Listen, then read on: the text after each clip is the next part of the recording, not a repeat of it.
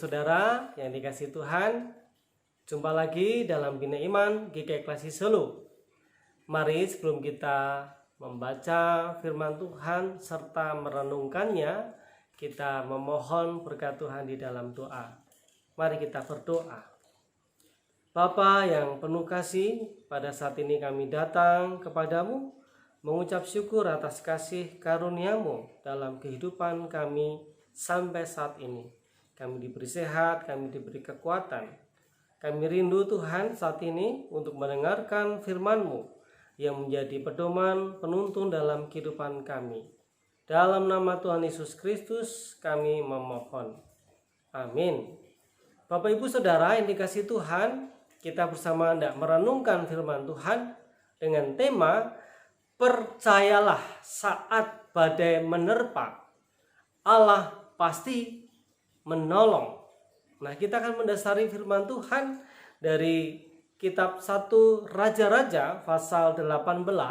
Kita perhatikan ayat 17 sampai dengan 19. Kemudian kita sambung dengan ayat yang ke-30 sampai dengan 40. Silakan Bapak Ibu Saudara membuka Alkitab masing-masing di rumah. Kita akan bersama-sama memperhatikan, sementara saya akan membacakan untuk Bapak Ibu Saudara. Sekali lagi, 1 Raja-Raja pasal 18 ayat 17 sampai 19. Kemudian kita lanjutkan ayat yang ke-30 sampai dengan 40. Saya akan membacakan untuk kita semua. Segera sesudah Ahab melihat Elia, ia berkata kepadanya, "Engkaukah itu yang mencelakakan Israel?" Jawab Elia kepadanya, "Bukan aku yang mencelakakan Israel, melainkan engkau ini dan kaum keluargamu. Sebab kamu telah meninggalkan perintah-perintah Tuhan, dan engkau ini telah mengikuti para Baal. Sebab itu suruhlah mengumpulkan seluruh Israel ke Gunung Karmel, dan nabi-nabi Baal yang 450 orang itu, dan nabi-nabi Asyera yang 400 itu, yang mendapat makan dari meja istana Isabel." Kita lanjutkan ayat yang ke-40 sampai ayat yang ke-30 sampai 40. Kata Elia kepada seluruh rakyat itu, "Datanglah dekat kepadaku." Maka mendekatlah seluruh rakyat itu kepadanya. Lalu ia memperbaiki mezbah Tuhan yang telah diruntuhkan itu. Kemudian Elia mengambil 12 batu menurut jumlah suku keturunan Yakub. Kepada Yakub ini telah datang firman Tuhan, "Engkau akan bernama Israel." Ia mendirikan batu-batu itu menjadi mezbah demi nama Tuhan, dan membuat suatu parit sekeliling mezbah itu yang dapat memuat 2 sukat benih.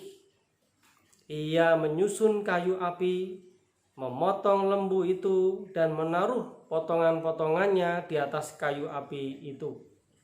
Sesudah itu ia berkata, "Penuhilah 4 buyung dengan air dan tuangkan ke atas kurban bakaran dan ke atas kayu api itu." Kemudian katanya, "Buatlah begitu untuk kedua kalinya." Dan mereka berbuat begitu untuk kedua kalinya. Kemudian katanya, "Buatlah begitu untuk ketiga kalinya." Dan mereka berbuat begitu untuk ketiga kalinya. Sehingga air mengalir sekeliling mezbah itu. Bahkan parit itu pun penuh dengan air. Kemudian pada waktu mempersembahkan kurban petang, tampillah Nabi Elia dan berkata, "Ya Tuhan Allah Abraham, Ishak dan Israel, pada hari ini biarlah diketahui orang bahwa Engkaulah Allah di tengah-tengah Israel, dan bahwa aku ini hamba-Mu, dan bahwa atas firman-Mu lah aku melakukan segala perkara ini. Jawablah aku, ya Tuhan, jawablah aku, supaya bangsa ini mengetahui bahwa Engkaulah Allah, ya Tuhan, dan Engkaulah yang membuat hati mereka tobat kembali. Lalu turunlah api Tuhan menyambar habis kurban bakaran kayu api, batu dan tanah itu. Bahkan air yang dalam pari itu habis dijilatnya. Ketika seluruh rakyat melihat kejadian itu, sujudlah mereka serta berkata, Tuhan, dialah Allah. Tuhan, dialah Allah. Kata Elia kepada mereka, tangkaplah nabi-nabi Baal itu, seorang pun dari mereka tidak boleh luput. Setelah ditangkap, Elia membawa mereka ke sungai Kison dan menyembelih mereka di sana. Demikianlah firman Tuhan. Berbahagia kita yang mendengar dan yang memelihara dalam hidup kita hari lepas hari. Ibu, bapak, saudara yang dikasihi Tuhan, kalau kita perhatikan pembacaan firman Tuhan dari 1 Raja-Raja 18 yang kita baca tadi, mengisahkan bahwa Nabi Elia yang telah menegur Raja Ahab karena menjadi penyebab umat Tuhan celaka, di mana umat Tuhan menjadi sulit untuk beribadah kepada Tuhan karena terhalang oleh perbuatan Raja Ahab. Sebagai seorang raja, ia tidak bisa dan tidak pantas menjadi contoh yang baik bagi rakyatnya. Ia telah meninggalkan perintah-perintah Tuhan dan mengikuti nabi Baal. Nabi Baal yang jumlahnya ada sekitar 450 orang, dan juga nabi-nabi Asyera yang ada 400 orang.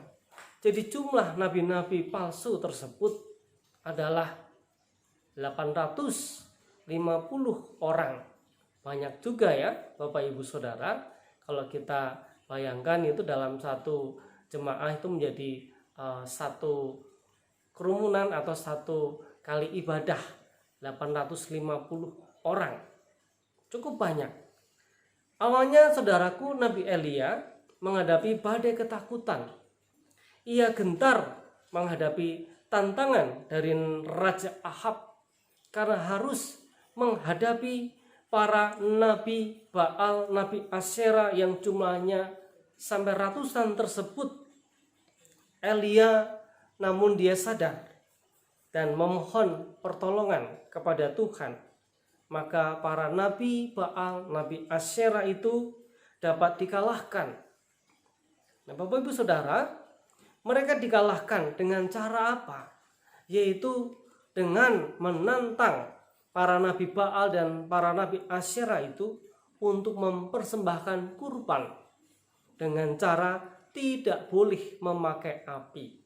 Dan bahkan kalau kita melihat bagaimana luar biasanya Nabi Elia yang tadinya merasakan gentar, merasakan takut, namun ketika ia bersandar pada Tuhan, ia menantang supaya mezbah persembahan yang disusun dari batu-batu yang ada jumlahnya 12 yang melambangkan suku Israel itu diguyur dengan air yang begitu banyak sehingga mezbah itu menjadi basah, bakaran atau kurban bakarannya juga basah, dan bahkan parit di sekeliling dari mezbah itu juga menjadi basah, tergenangi air.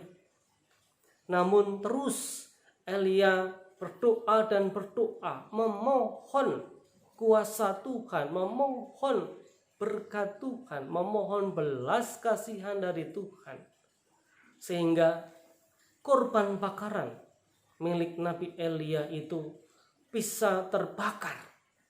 Nah, di sanalah mukjizat Tuhan terjadi luar biasa bagi Elia dan juga rakyat Israel, pada waktu itu bangsa Israel, mereka melihat di sana yang disaksikan oleh para nabi Baal dan para nabi Asyera.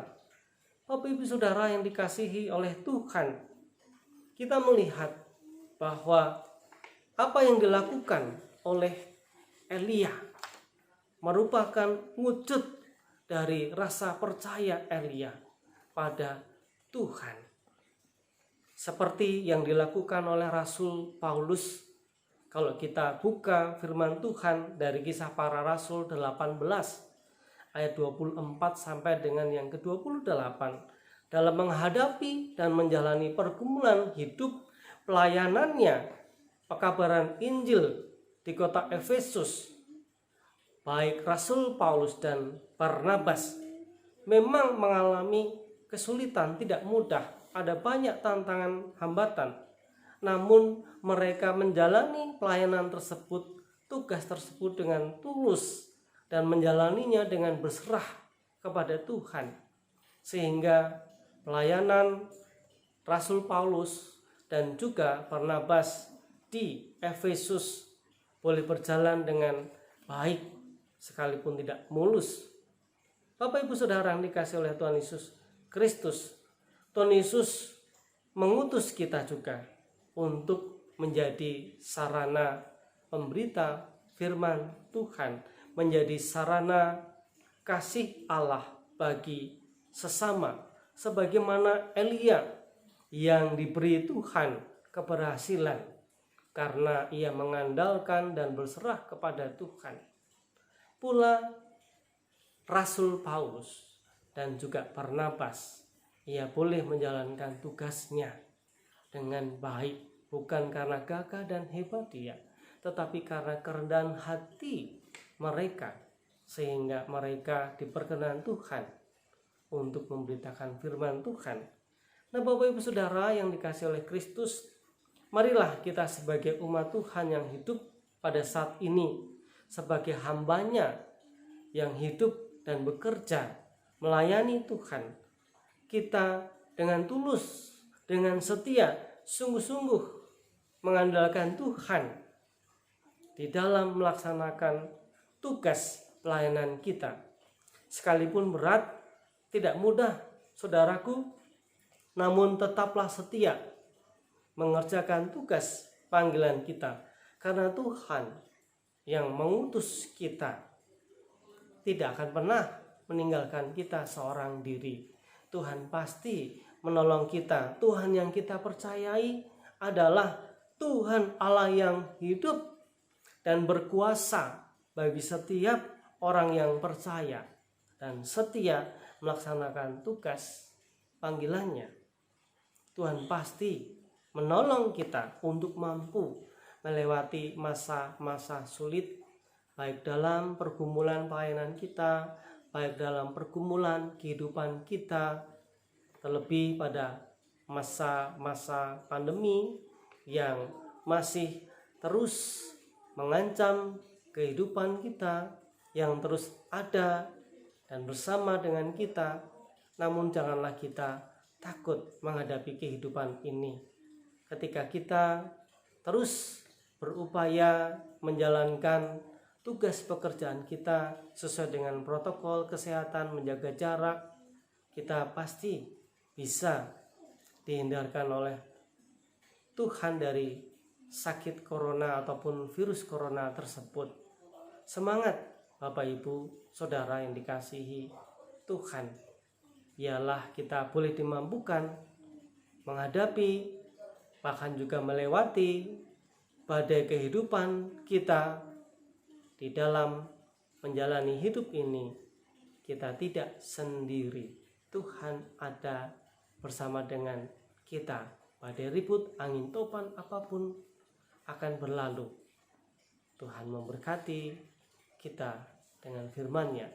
Mari kita satukan hati di dalam doa. Bapa yang penuh kasih, pada saat ini kami datang kepadamu mengucap syukur atas firman-Mu yang boleh kami dengarkan.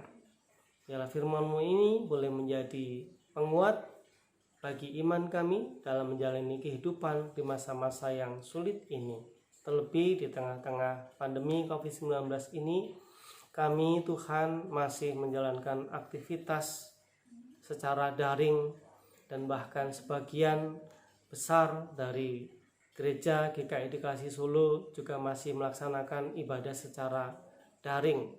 Tuhan yang memberkati dalam kami menjalani kehidupan ini, supaya kami tidak putus asa, supaya kami tetap semangat dan optimis, karena kami tidak sendirian. Tuhan ada bersama dengan kami, sebagaimana Tuhan menyertai Nabi Elia, Tuhan menyertai Rasul Paulus dan Barnabas, Tuhan pasti juga menyertai kami. Terima kasih Tuhan Yesus Kristus, di dalam namamu kami berdoa, kami mengucap syukur.